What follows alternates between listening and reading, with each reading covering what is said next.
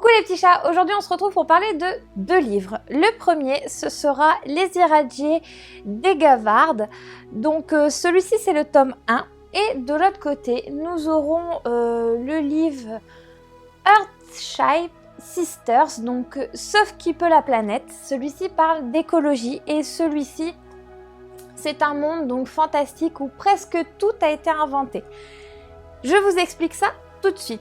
Tout d'abord, n'oubliez pas de vous abonner à ma chaîne, de cliquer sur la petite cloche pour avoir les notifications, de me laisser un petit pouce si vous avez aimé celle-ci et pourquoi pas de me laisser un commentaire pour partager si vous aussi vous avez lu ces livres et ce que vous en avez pensé ou tout simplement me donner des pistes sur de prochains livres.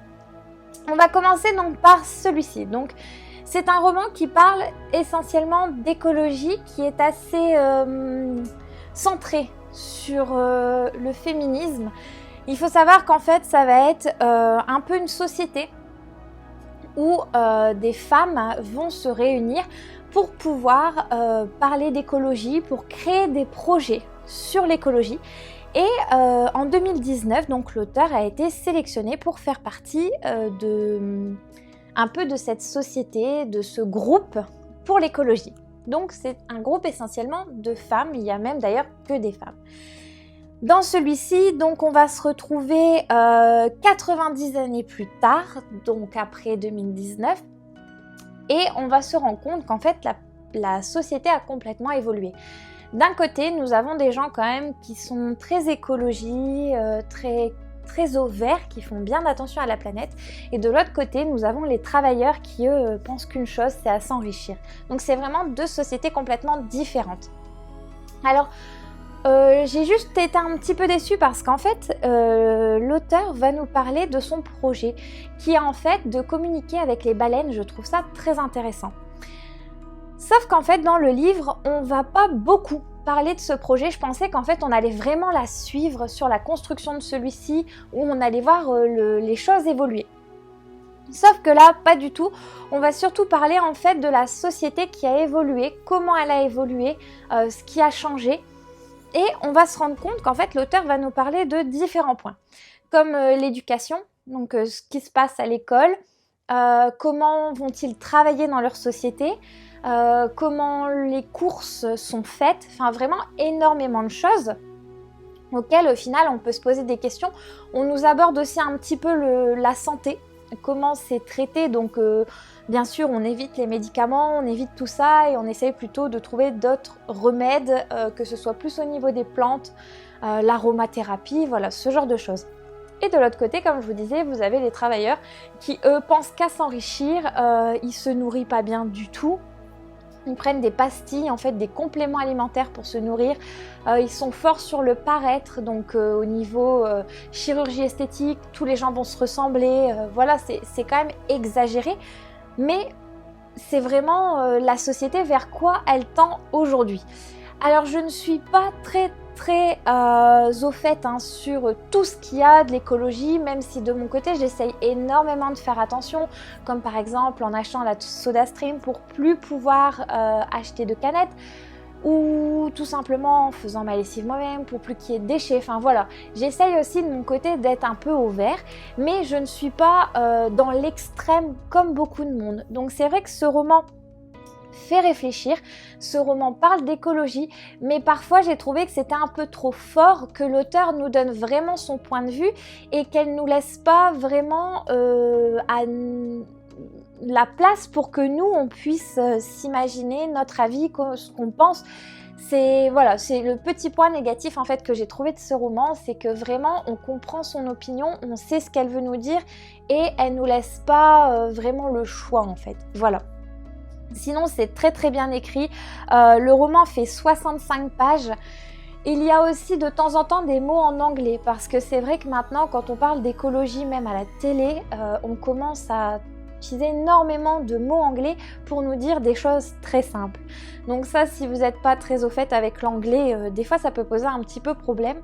Mais sinon, voilà, ça se lit assez rapidement. Si vous n'êtes pas dans cette optique écologie, sauver la planète, Ce livre ne vous intéressera pas du tout concrètement puisque c'est le titre du livre et c'est ce que l'auteur veut nous faire ressentir. J'ai d'ailleurs été curieuse et je me suis rendu compte qu'en fait cet auteur habite du côté de Marseille et dans sa ville en fait elle essaye de rendre la ville un peu plus verte et vraiment essayer de faire des actions pour pouvoir rendre Marseille un peu plus beau, un peu plus écolo. Donc voilà, ça c'était ma petite recherche que j'ai faite, j'ai trouvé ça très très intéressant. Donc voilà, au niveau de ce livre, c'est vrai que j'ai été contente qu'on parle d'écologie parce que c'est un sujet qui est concrètement totalement à la mode en ce moment. Ça a été une belle rencontre et une belle découverte quand même parce que c'est le premier livre que je lis où ça parle d'écologie. Donc bien sûr, si vous voulez vous procurer ce livre, qui est quand même très rapide à lire, il fait que 7,80 €. Donc vous pouvez vous le procurer sur Amazon et je vous mets le lien dans la description. Et c'est quand même très intéressant de voir comment la société pourrait évoluer si on continue de faire nos efforts. Et bien sûr, alors j'ai oublié de vous le dire, mais dans ce livre, la planète est sauvée. On ne parle plus de catastrophes naturelles où tout va être détruit. Les gens font attention sur beaucoup de choses, hein, que ce soit au niveau des naissances, tout est vraiment très contrôlé pour qu'on puisse sauver au maximum notre planète. Voilà pour ce livre. Je vous en dis pas plus parce que, comme je vous dis, avec 65 pages, j'ai peur vraiment de vous spoiler. Mais c'est très très intéressant en tout cas. Passons au suivant. Alors celui-ci, ça a été un gros coup de cœur. Je ne suis pas vraiment penchée sur les livres fantastiques. Je ne sais pas, c'est peut-être un frein que je me mets moi-même. Mais en tout cas, ça a été très intéressant. Et grâce à cet auteur, je lui ai dit d'ailleurs, je pense que je vais lire plus de science-fiction. Et d'ailleurs, je suis très contente parce que ce matin, j'ai reçu dans ma boîte aux lettres un cadeau que j'ai gagné sur un jeu concours. Et le livre parle aussi de science-fiction. Je vous le mets juste à côté de moi, la photo avec la box. L'auteur a été génial. J'ai reçu marque-page, enfin voilà, plein de cadeaux, plein de tout ça. Voilà un petit peu. Donc revenons sur ce livre. Donc comme je vous disais, de la science-fiction. Alors on aura vraiment deux personnages principaux. D'un côté, nous allons avoir Anaël et de l'autre Morgane, ces deux copains qui vont décider de partir ensemble en vacances pour un peu se changer les idées, voilà, deux adolescents. Le souci, c'est que le jour de leur voyage, ils vont se rendre compte qu'en fait les gens dans le train sont figés, plus personne ne bouge et là, ils vont faire un bond dans le futur et se retrouver plongés en 2080. Alors il faut savoir que dans ce livre, donc on parle 60 ans dans le futur et au final j'ai été très surprise parce qu'on se retrouve où on reparle d'esclavagisme, de maltraitance, nous retrouvons une monarchie avec un roi qui est détestable au possible, enfin en fait on part dans le futur mais on régresse complètement puisqu'on se retrouve plongé quasiment dans le Moyen-Âge. Et alors là, les personnages, suite en fait à un accident nucléaire, donc certaines vont être complètement défigurées, ils vont même plus ressembler à des humains, hein, c'est vraiment des monstres.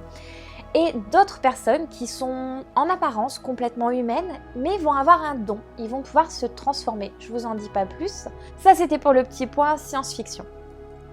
Ensuite, donc ces deux amis vont se retrouver un jour confrontés au choix soit de faire confiance à une personne, soit d'errer tout seuls de leur côté dans une ville qu'ils ne connaissent pas, un mode de vie complètement inconnu pour eux. Donc ils vont faire confiance à cette personne et ils vont être vendus comme esclaves. Malheureusement pour eux, ça a été une très grande trahison. Ils vont même être séparés. Donc on a mal au cœur parce que ces deux amis qui veillent toujours l'un sur l'autre, c'est un petit peu, ils s'appuient pour pouvoir avancer. Ils ont vraiment besoin l'un de l'autre.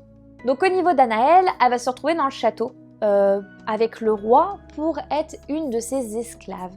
Et de l'autre côté, Morgane, lui, va rencontrer une famille totalement normale, un homme, une femme, qui vont même le prendre un peu comme leur fils. Donc Morgane va très bien réussir sur ce après être vendue comme un esclave, contrairement à Anaël qui elle va vivre un enfer. Je vous en dis pas plus parce qu'après je vais vous spoiler tout le livre et c'est vraiment pas le but.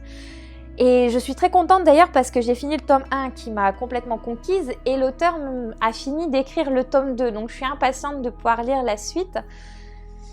Donc voilà, au niveau de ce livre, la fin nous laisse un peu en suspens. On ne sait pas trop qu'est-ce qui va se passer dans le tome 2. Est-ce qu'il va y avoir encore des effets un peu surnaturels qui honnêtement j'espérerais que ce soit plus un effet surnaturel. Je vous en dis pas plus. Mais voilà, en tout cas, il est très très bien écrit, c'est agréable à lire. Au niveau des chapitres, donc vous allez une fois sur la vie de Morgane, une fois sur la vie d'Anaël. Vous avez d'autres personnages entre-temps, comme Julius, qui vont venir expliquer leur point de vue. Le fait vraiment d'avoir plusieurs points de vue, ça nous transporte dans le roman. Vraiment, on le voit dans son ensemble, dans la totalité de ce royaume. Que ce soit au niveau des esclaves, au niveau du roi, au niveau de la population moyenne, enfin, on voit vraiment tout ce qui s'y passe. Il y a quelques points où ça a été un peu cruel, je trouve, concernant donc essentiellement Julius. Et si Anaël et Morgane, de leur côté, sont deux personnages vraiment très attachants, on a envie de suivre leurs aventures. C'est surtout eux en fait qui mènent ce roman. Eh bien nous avons ce roi qui est complètement détestable, cruel, méchant et qui lui en fait on a envie de lui dire mais enfin il faut qu'il lui arrive quelque chose de mal. C'est même moche à dire qu'on lui souhaite du malheur, mais malheureusement grâce à lui, enfin plutôt à cause de lui, il va y avoir énormément de malheur dans ce royaume en fait. C'est lui qui fait couler ce royaume vers la misère, vers la pauvreté et vraiment que les choses soient moches. En fait, quand on imagine ce royaume, moi je l'ai imaginé, je le vois très noir, très sombre, sale, sans fleurs, sans rien. Enfin voilà, presque l'enfer en fait.